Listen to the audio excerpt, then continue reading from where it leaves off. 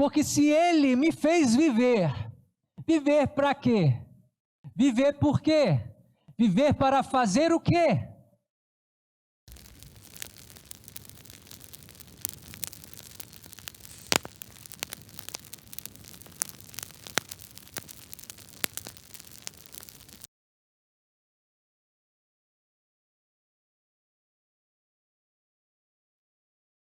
João capítulo 5, abra sua Bíblia aí comigo, por favor. Evangelho segundo João, capítulo 5, a partir do versículo 24.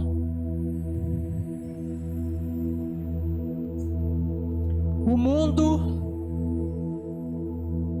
ele clama por salvação. De alguma forma, vai ficar evidente, tanto nos desafios da vida comum, quanto numa pandemia, quanto numa catástrofe, há um clamor, há um anseio no coração de cada ser vivente, inclusive de toda a criação, suplica por redenção, suplica pelo governo do Senhor Jesus, de uma vez por todas. E a boa notícia é que Jesus é o detentor de toda a vida, de toda a vida, de toda a vida. E dessa vida flui a alegria, a paz, o amor e tudo mais que sai da sua presença. E diz assim as Sagradas Escrituras, João capítulo 5, versículo 24. Eu lhes digo a verdade, disse Jesus, quem ouve minha mensagem e crê naquele que me enviou, tem a vida eterna, jamais será condenado, mas já passou da morte para a vida.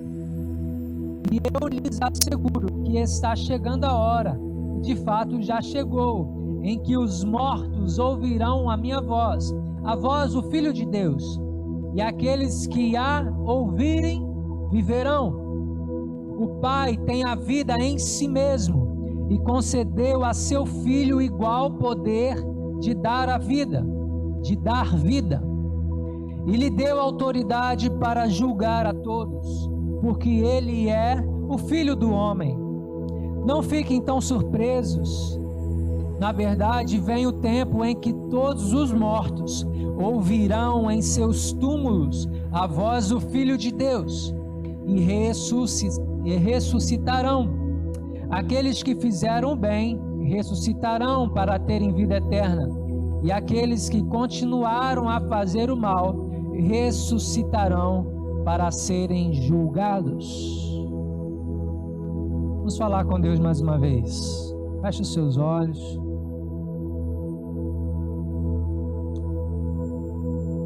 Fale com o Senhor. Pai, aqui estamos nós, na tua casa, casa separada para adoração, para oração, onde os teus olhos estão inclinados a este lugar. Pai, esta casa onde os teus filhos se encontram, onde se reúnem para exaltar o teu nome, para proclamar o Evangelho, para manter a nossa confissão de fé, a nossa comunhão para com o Senhor e para com todos nós. Senhor, e nós te agradecemos por essa oportunidade, da liberdade que podemos ter de estarmos reunidos, Senhor, na tua presença, oh Pai, diante da tua glória, e queremos nos esvaziar neste momento e sermos constrangidos pela voz do teu Santo Espírito, para sairmos daqui diferentes como entramos, transformados. Para o louvor do teu nome é que nós oramos. Amém e amém. Meus amados, Jesus é tudo em todos. E eu quero despertar para nós, para mim, algumas coisas importantes que você conhece. Eu não quero aqui defender nenhuma vertente da teologia. Eu quero apresentar as Sagradas Escrituras e expressar o que Deus pensa a respeito de salvação. Não o que eu penso ou o que outro pensa, mas aquilo que Deus pensa, amém? Então no texto nós vemos que Jesus é o detentor desta vida eterna. Ele é o Salvador. Ele se entregou para isso, para salvar. Nós que estávamos mortos nos nossos delitos e pecados, estávamos separados da glória de Deus, mas Ele, por amor, nos aproximou através do seu sangue na cruz. A cruz foi o sinal do amor de Deus, a ponte de acesso ao Pai. Então a primeira coisa que eu preciso identificar é que eu estava morto, mas agora eu vivo. E vivo para quem? Vivo para Ele, porque Ele me comprou com preço de sangue. Eu já não pertenço a mim mesmo, você não se pertence mais. Você entende isso? Você não é dono mais do seu nariz. O Senhor, Ele governa sobre mim e sobre você. O domínio dEle, a vontade dEle, é essa que nós precisamos conhecer todos os dias. Porque se Ele me fez viver, viver para quê? Viver por quê? Viver para fazer o quê? E se Ele está em mim e eu vivo para a vontade dEle, eu preciso descobrir, isso é urgente. Eu não posso fazer a minha listinha, que agora hoje é dia 27. É isso mesmo? Dia 27. Faltam 4 dias para a gente encerrar esse ano turbulento e iniciarmos o outro ano. E é comum a gente pegar e fazer uma listinha. Não, para 2021 eu vou querer isso, vou querer aquilo. Nada contra, você pode fazer. Mas submete essa listinha à vontade de Deus. Pergunte a Ele se é realmente isso que o Senhor quer. Você entende? Faça uma parceria com o Senhor. Ore a Deus, pergunte a Deus o que Ele tem para a sua vida. Ao mesmo ponto em que o mundo está caótico, caminhando para uma crise a passos largos, mas nós não andamos no curso deste mundo, nós não somos cidadãos mais deste mundo pecador, decaído, nós somos cidadãos dos céus. Então o nosso olhar não está no plano terrestre, está para o céu, amém? E quando você olha para o céu, irmão, você vai ver só a glória do Senhor. Você vai ver que o Senhor reina num alto e sublime trono, e o seu trono jamais pode ser abalado. Então, quando eu identifico que eu estava morto e agora eu vivo para Deus, ou se eu vivo ou se eu morro aqui na terra já não faz diferença, porque quem está vivo em Cristo jamais morrerá. A nossa vida não termina aqui, nem aos 70, nem aos 120, nem aos 1000 anos, porque você é eterno, assim como o Senhor é eterno. Ele te fez eterno. Entenda isso em nome de Jesus. Nós somos espirituais, vivendo uma experiência em carne, na terra, mas você já é espiritual. Mas, meus irmãos, a salvação que todos almejam precisa ser pelo crivo da opinião de Deus, não do que eu penso a respeito. Não é meritocracia. A salvação, ela é dada, é de graça. Se você crê de todo o seu coração, o versículo 24 falou isso. Quem ouve a minha mensagem e crê naquele que me enviou, jamais será condenado, mas já passou da morte para a vida. No mundo há muitas vozes, muitas opiniões, muitas frases, muitos livros. Mas o que Deus tem falado? Qual é a palavra de Deus que salva? Essa palavra tem nome, é Jesus Cristo. Se você deseja ser sábio, conheça a Jesus. Se você pensa que sabe alguma coisa, coloque aos pés de Jesus e deixe Ele sondar isso. Porque se nós não ouvirmos a palavra de Deus, certamente nós não creremos em Jesus.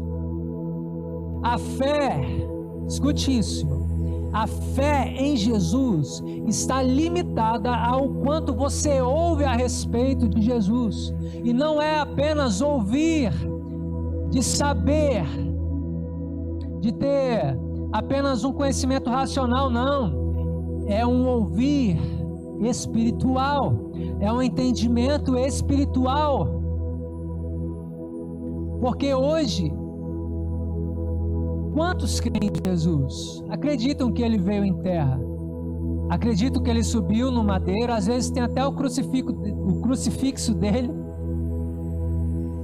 mas não é apenas acreditar que Ele existe, é crer e confiar sua própria vida a Ele e continuar a ouvir.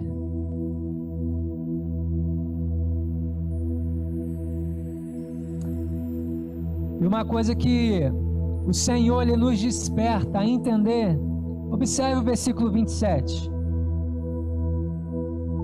O Pai deu autoridade ao Filho para julgar a todos, porque Ele é o Filho do homem. Nós temos aqui duas definições de Jesus, que Ele é conhecido: Filho de Deus e Filho do homem. E se você estudar um pouquinho a respeito dessas definições, por que Filho do homem? Ele veio em carne, santo. As crianças louvaram ao Senhor aqui na quarta-feira sobre o nascimento de Jesus através da Virgem Maria, totalmente puro, totalmente santo. E Ele, como homem, estava sujeito às mesmas paixões que todos nós, sujeito a pecar assim como nós, mas Ele em nada vacilou, em nada pecou. Então essa definição Filho do homem traz consigo o real valor de um homem. O filho, na definição judaica, quer dizer as qualidades ou características a respeito, ou a sua origem. Então, quando fala Filho de Deus, a sua natureza divina; Filho do homem, a sua natureza humana. E ambas em perfeito sincronismo, harmonia, pureza, santidade e poder. E através do seu testemunho como homem, Ele tem autoridade para julgar outros homens. É isso que Jesus está fazendo aqui. É isso que o Pai concedeu. Se meu filho, você tem a vida, tem todo o poder, todas as coisas foram criadas em você, mas é necessário que você desça à terra para salvar, mas também para julgar os meus filhos rebeldes. Nós antes, irmãos, éramos rebeldes, mas nós fomos convencidos pelo Espírito do pecado, da justiça e do juízo de Deus. E o Senhor Ele está fazendo isso, está proclamando aos quatro cantos dessa terra: há salvação para o rebelde, há salvação para o ingrato, há salvação para o incrédulo, há salvação para o pecador. Se você ouvir a voz do Senhor e crer de todo o seu coração, há perdão para você. Amém? Amém, mano? Você foi perdoado? Você se sente perdoado por Deus? Você se sente salvo? Você foi salvo da ira de Deus? Você foi salvo da ira de Deus. Só que eu quero proclamar algo nessa noite, talvez um pouco mais pesado para nós, mas foi o despertamento que o Espírito Santo me deu essa semana, e eu preciso repassar para os irmãos. Jesus, ele veio para perdoar, isso é maravilhoso, mas ele não veio apenas para me perdoar, ele veio para me transformar. O Evangelho, a boa notícia de Deus, é o que me impacta e me corrige. Eu não posso viver apenas crendo que Ele me perdoou e eu continuar vivendo da mesma forma, segundo o curso deste mundo, segundo a opinião deste mundo, entregando a minha vida aos mesmos problemas e pecados. Não! Abra sua Bíblia comigo em Ezequiel capítulo 18.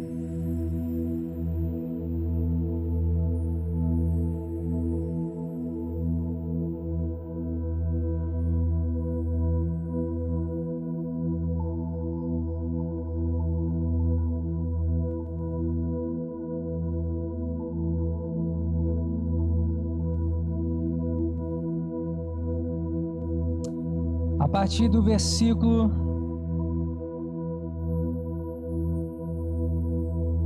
5. Abriu aí? Esperar um cadinho. Meus irmãos, Deus, Ele é Deus do Antigo e Novo Testamento. Ele é o único Deus. Ele não é apenas o Deus de Israel, Ele é o Deus de toda a terra. Nós somos o Israel de Deus, o povo escolhido também, as duas casas de Israel, os judeus em sangue e os gentios, que foram alcançados pelo sangue de Cristo. Então as duas casas de Israel pertencem ao Senhor. Então o versículo 5 diz assim, acompanhe comigo, por favor. Suponhamos que um homem seja justo e faça o que é certo e direito. E aí vai ter uma listinha do que é justo. Não participa de banquetes nos lugares de adoração diante dos ídolos de Israel, nem os adora. Não comete adultério e não tem relações com a mulher quando ela está menstruada. É um credor misericordioso que não fica com os objetos entregues como garantia pelos devedores pobres. Não rouba dos pobres, antes dá alimento aos famintos e providencia roupa aos necessitados. Empresta dinheiro sem visar lucros, mantém-se afastado da injustiça, é honesto e imparcial quando julga e obedece fielmente a meus decretos e estatutos. Quem age desse modo é justo e certamente viverá, diz o Senhor soberano. Meus irmãos, aqui está a lista do que Deus considera justiça. Se você deseja ser justo, observa essa listinha aí, está tudo certo. Você viverá. Se ajeita aí, vamos lá. Versículo 10. Suponhamos, porém, que esse homem tenha um filho ladrão ou assassino que se recusa a fazer o que é certo. Suponhamos que esse filho faça todas as maldades que seu pai jamais faria.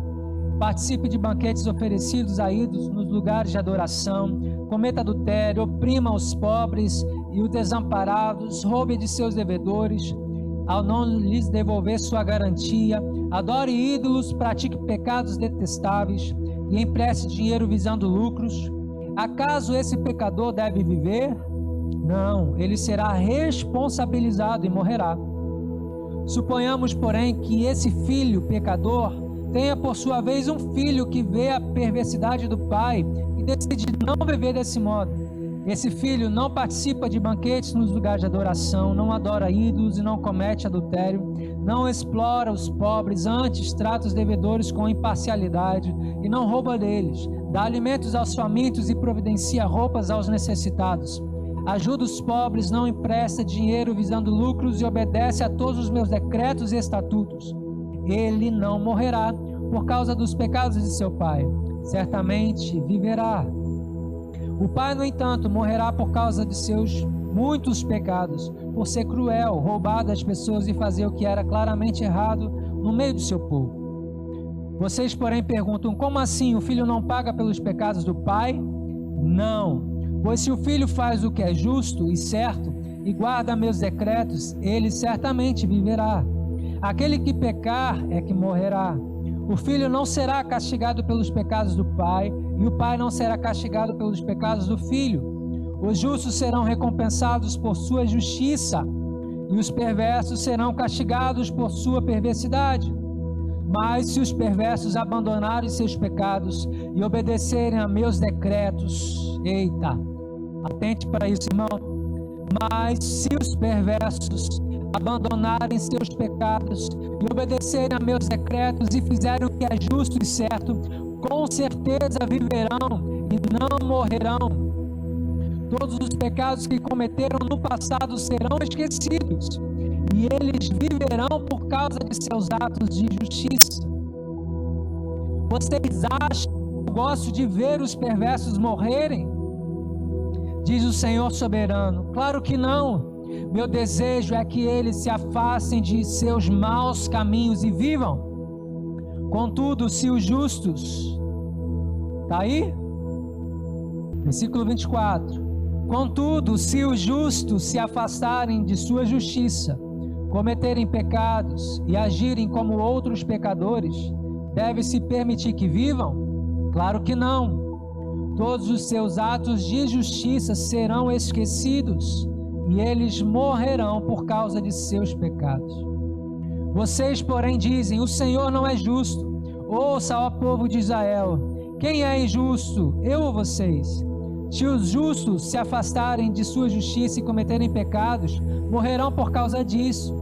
Sim, eles morrerão por causa de seus pecados. E se os perversos se afastarem da sua perversidade e fizerem o que é justo e certo, preservarão a vida.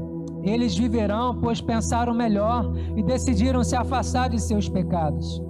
E no entanto, o povo de Israel continua a dizer: o Senhor não é justo. Ó povo de Israel, vocês é que são injustos e não eu. Portanto, julgarei cada um de vocês, ó povo de Israel, conforme suas ações, diz o Senhor soberano. Arrependam-se e afastem de seus pecados, e não permitam que eles os derrubem. Deixem toda a sua rebeldia para trás, e busquem um coração novo e um espírito novo. Porque morrer, ó povo de Israel, não é meu desejo que morram, diz o Senhor soberano. Arrependam-se e vivam. Eita, meu Deus, isso é muito forte, irmãos. O Senhor, Ele está trazendo uma consciência de justiça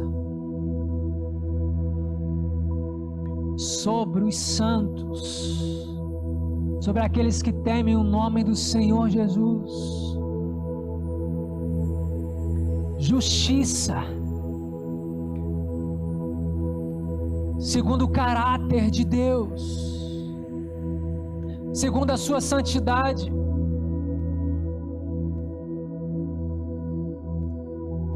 A palavra é muito simples para nós, irmãos. Todos nós estávamos distantes da glória, afastados, inimigos de Deus. Mas Ele provou o seu amor enviando Jesus. Ele pagou a nossa dívida. Ele sofreu a nossa pena, o nosso castigo. E o escrito de dívida, Ele riscou e cravou na cruz. Você não tem dívida nenhuma. Só creia para viver na minha justiça, para viver segundo os meus mandamentos e decretos. Irmãos, essa mensagem é muito real, porque o Senhor não muda de opinião. A graça não anula a sua justiça, entenda isso em nome de Jesus.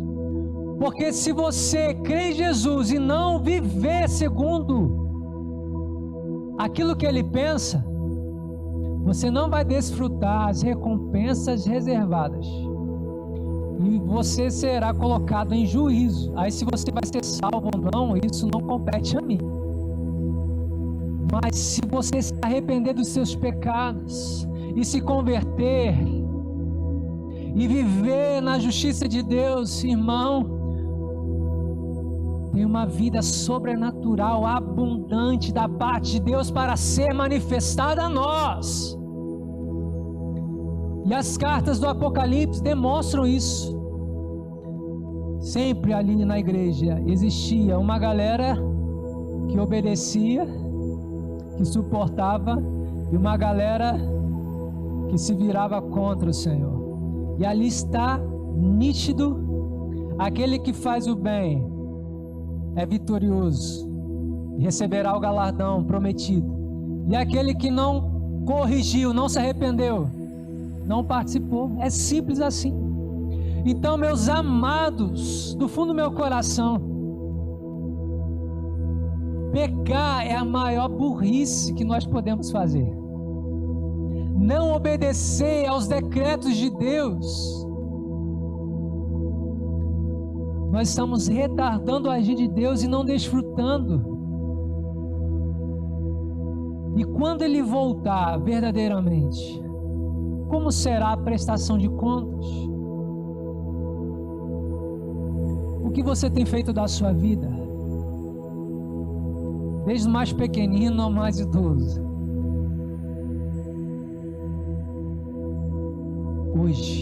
Hoje é tempo de despertarmos para Deus, de vivermos para Deus como Ele merece.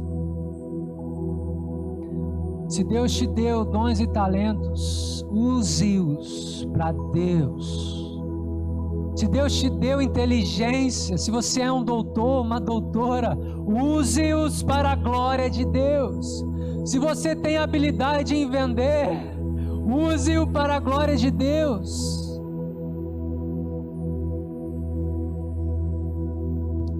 O Senhor, Ele abomina a injustiça.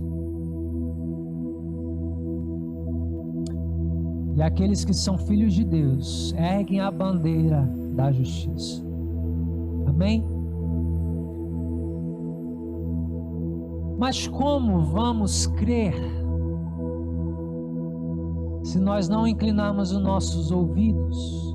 Como se arrepender se eu não me disponho ao Espírito Santo? Porque não há arrependimento sem o Espírito Santo. O que o mundo precisa, irmãos, então, para ser salvo, é ouvir o Espírito Santo, para serem conduzidos ao arrependimento e ao entendimento correto das Sagradas Escrituras, aos mandamentos e decretos de Deus, que são imutáveis. Aquilo que é pecado ontem é pecado hoje e vai continuar sendo pecado amanhã. Aquilo que Deus abomina é abominável e acabou. Ponto. Santidade, igreja. Sede santos, porque o Senhor é santo. É uma ordem. Sede santos. Todos nós estaremos diante do Cordeiro de Deus. E o que importa não é a minha condição passada, é a minha condição hoje e daqui por diante. Não interessa se você foi um matador. Pensa no pior pecado que você possa imaginar aí. Não interessa. Não interessa o que você fez. Se você creu e se arrependeu de todo o seu coração, o Senhor diz: eu me esquecereis. Serão esquecidos.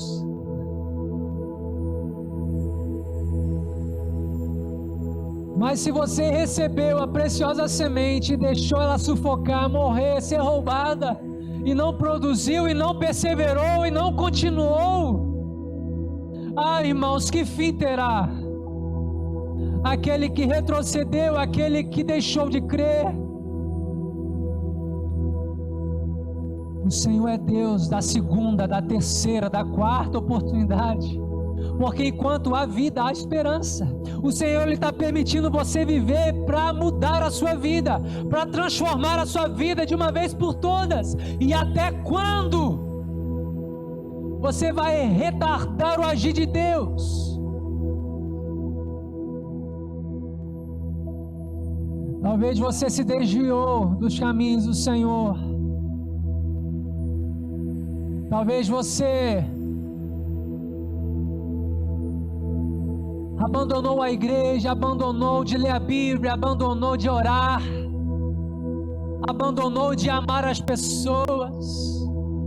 Talvez você está emprestando dinheiro a juros. Talvez você esteja em adultério. Mas é hoje o dia de arrependimento. É hoje o dia de você se converter de verdade.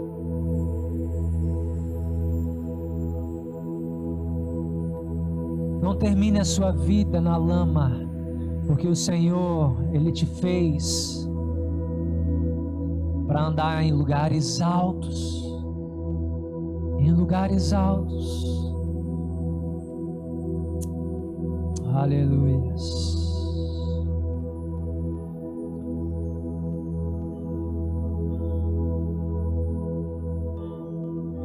Se coloca de pé se você puder.